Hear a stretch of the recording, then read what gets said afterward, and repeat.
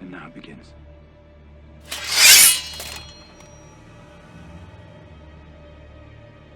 No. Now it ends.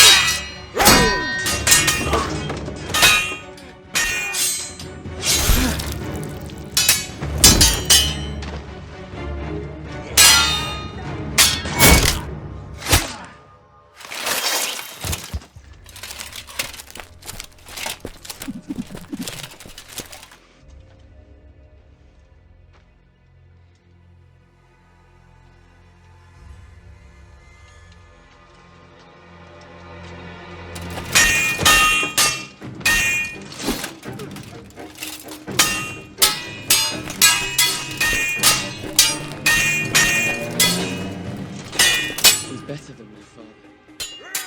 Hobbit.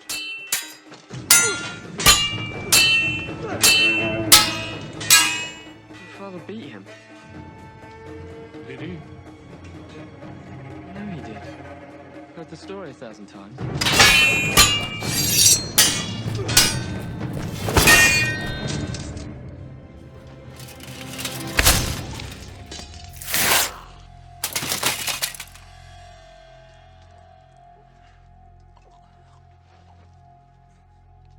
He stabbed him in the back.